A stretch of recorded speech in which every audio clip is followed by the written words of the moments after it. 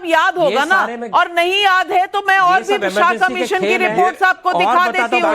झुग्गी झोपड़ियां, तुर्कमान गेट की तो कई गाथाएं लिखी गई हैं, और नसबंदी की पकड़ पकड़ के जैसे नसबंदी कराई गई लोगों की, क्योंकि पॉपुलेशन कंट्रोल करना था। भूल गए कमलाकर जी, भूल गए उस आपातकाल को बोल रहे हैं, आज की आपातकाल घोषित आपातकाल से कंपेयर कर रहे हैं। आज हो रहा है उसको भी याद रखना है ना, जो अच्छा, पुराने आपातकाल के लिए आप माफी मांग लीजिए तो आज के आपातकाल पे आ जाते हैं। आप 1975 के आपातकाल के लिए माफी मांग लीजिए, आज के आपातकाल की डिबेट शुरू कर देती हूँ मैं। मांगेंगे माफी 1975 के लिए, मांगेंगे माफी कमलाकर त्रिपाठी जी। उस पर राहुल जी तक अपना स्टेटमेंट दे चुके हैं।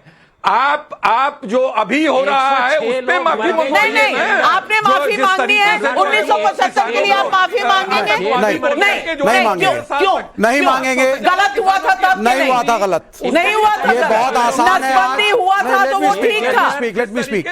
आपको रतन शारदा जी ने बड़ी क्लियरली बोला कि 90 से 95% संघ के लोग थे। 71 के वॉर के बाद जब बांग्लादेश को तोड़ दिया, अमेरिका डरा हुआ था, फंडिंग कर रहा था हमारे देश को डिस्टेबलाइज करने की। इंटेलिजेंस रिपोर्ट थी रशिया की तरफ से, और ये इमरजेंसी कॉन्स्टिट्यूशनल मूव था। संजय रावत जी ने बिल्कुल सही बोला है, लगाया उनके लिए एंडोर्स करते हैं। मुझे ये बताइए 106 लोग बेगुनाह और सीपीआई का हिसाब कौन देगा? इमरजेंसी का समर्थन बिना किया। दवाई के आपातकाल को एंडोर्स करते हैं, तो फिर घोषित आपातकाल बुरा क्यों लग रहा है? तब नेसेसिटी थी, आप क्यों आज आपको प्रदीप भंडारी जी, विवेक श्रीवास्तव को जेल में डाल सकते हैं आप, क्योंकि नेसेसिटी है। नेसेसिटी नहीं है विवेक जी, नेसेसिटी थी।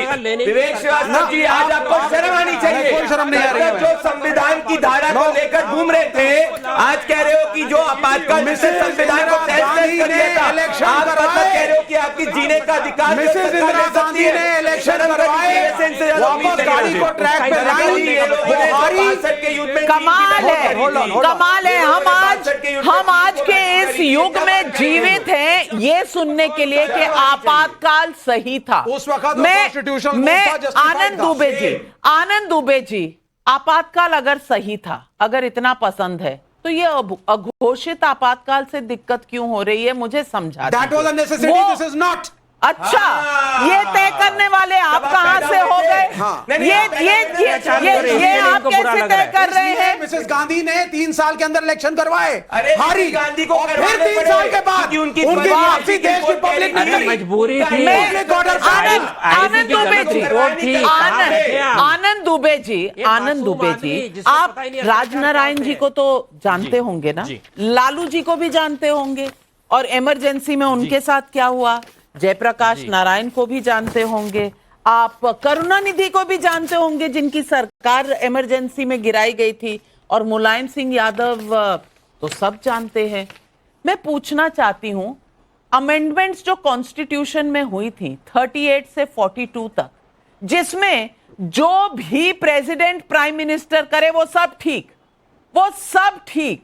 आपको उस तरह का संविधान चाहिए था क्या? ये जो लाल किताब लेकर आप लोग रोज निकल चलते हैं सड़कों पर राहुल गांधी के पीछे पीछे, क्या वैसी लाल किताब चाहिए जिसमें प्रधानमंत्री, राष्ट्रपति कुछ भी कर सकते हैं, कोई सवाल नहीं पूछ सकता, कोई सुप्रीम कोर्ट नहीं, कोई हाई कोर्ट नहीं? और आज हाई कोर्ट ने निकाल कर फेंक मारा वो वाला पिटीशन जिसमें महाराष्ट्र चुनाव को पूछा गया था।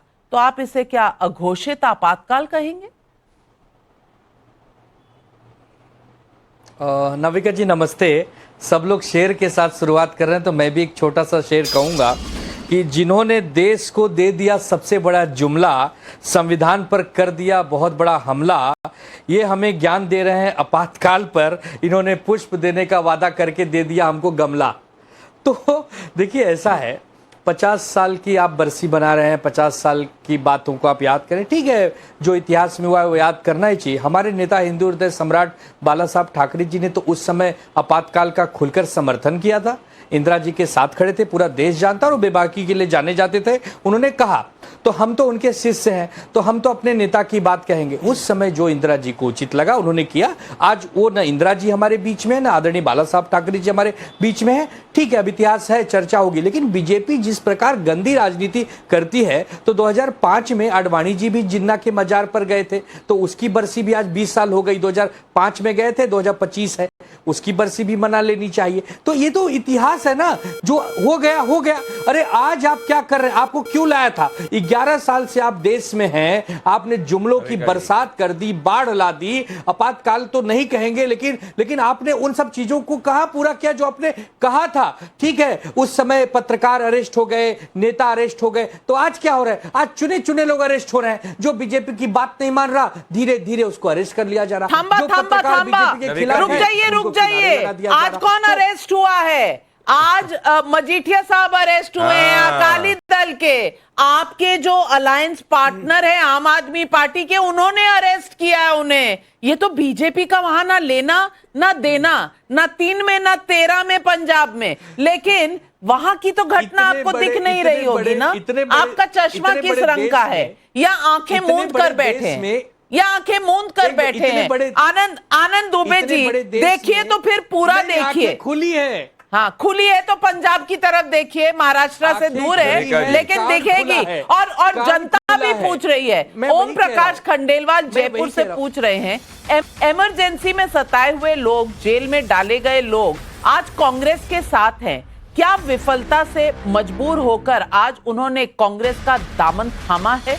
बताइए जरा अमीक जमाई जी। देखिए, मैं आपसे सिर्फ इतना ही कहना चाहता हूं कि हमारे प्रधानमंत्री नरेंद्र मोदी जी का तानाशाही जो एक रवैया, जो डीएनए बीजेपी आरएसएस में डेवलप हुआ है, उसकी वजह से वाराणसी की जनता ने उनका बुरा हाल कर दिया। 1.5 लाख से बेचारे बच्चे हैं लोकसभा में।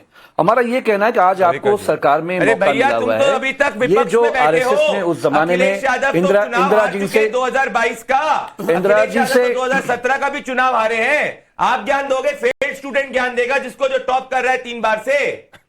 अमीक जमाई, तो मेरा ये कहना है कि इंदिरा जी ने जो गलती करी उस देश में, उस जमाने में, इंदिरा जी को बुरी तरीके से चुनाव हराने का काम भारत की जनता ने किया। नरेंद्र मोदी को सीख लेना चाहिए इंदिरा जी से, जो उस जमाने में उन्होंने किया था। हमारा सिर्फ इतना ही कहना है कि अभी रतन शारदा भाई ने एक बहुत बड़ा झूठ बोला। बहुत बुजुर्ग है, मैं इनका बहुत सम्मान करता हूं, बहुत बड़े भाई की तरह मैं सम्मान करता हूं। क्या यह बात सच नहीं है रतन भाई? साफ साफ बताइए कि 1975 का जो पत्र है बाला साहब देवरस जी का, उसमें आपने कहा कि सुप्रीम कोर्ट की बेंच द्वारा इंदिरा जी का जो चुनाव का जो वैध ठहराया गया, आपने बधाई दी। आपने कहा कि संघ का आंदोलन से कोई लेना देना नहीं है, और यहां बैठ के दुकान चला रहे हैं। दुकान चला रहे हो बैठ के, यहां पर पढ़ दूं पूरा? दुकान चलाना बंद करो। जनता आपकी दुकान 2027 में मैं पत्र पढ़ दूं पूरा भारत से देवरस का? मुझे बताइए कि समाज सेवा, पब्लिक में सत्ता में होना दुकानदारी कब से हो गई? ये समाजवादी पार्टी कह रही है, समाजवाद की जगह अब दुकानदारी नजर आती है। लेकिन रतन शारदा जी, इन्होंने आपसे सीधा सवाल पूछा है, जवाब दीजिए, पढ़कर जवाब दीजिए कि क्या ये सही कह रहे हैं देवरस जी के बारे में? देखिए, पूरा पत्र मैं पढ़ूंगा तो आपका समय नहीं होगा। पूरा 1.5 पेज का पत्र, एक नहीं 2 पत्र है। कहीं भी बाला साहेब देवरस ने माफी नहीं मांगी, और उन्होंने कहा आपके सारे कार्यालय हमारे, जितना मर्जी आप तलाशी ले लीजिए, चाहिए तो फिर बैन करिए, बिना कारण के हमको बैन नहीं कर सकते। और क्या ये सच नहीं कि इमरजेंसी की सारा जो विरोध था, अंडरग्राउंड मूवमेंट का सारा संघ चला रहा था? शिवराम कारंत, कर्नाटक के इतने बड़े साहित्यकार, उन्होंने कहा कि 90% जो काम हुआ सारा संघ के सहयोगियों ने किया इमरजेंसी के विरुद्ध। ये मानी बात है, विदेशों की रिपोर्ट है। आप कुछ भी व्हाट्सएप के ऊपर दिखा देंगे, कुछ भी पढ़ देंगे। मैंने कहा पूरा पढ़ के पत्र कोई माफी नहीं मांगी थी। ये क्या है? इनको फर्जियों को मैं वापस से बताऊंगा।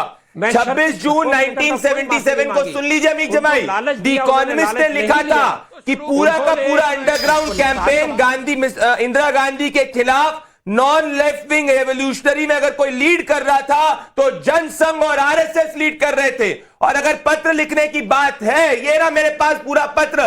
तो फिर महात्मा गांधी ने आपके लॉजिक के हिसाब से क्विट इंडिया मूवमेंट के अंदर आपके लॉजिक के हिसाब से 1 हफ्ते जेल के जाने के बाद में वाइसरॉय को पत्र लिखा था। तो क्या कांग्रेस पार्टी ये कह रही है कि महात्मा गांधी ने कॉम्प्रोमाइज किया था? कितनी शर्म की बात कर रहे हैं अमीक जमाई। और मैं कहना चाह रहा हूं आपसे, सवाल पब्लिक के कुछ और उठ रहे हैं। पीयूष करम लेकर का बिलासपुर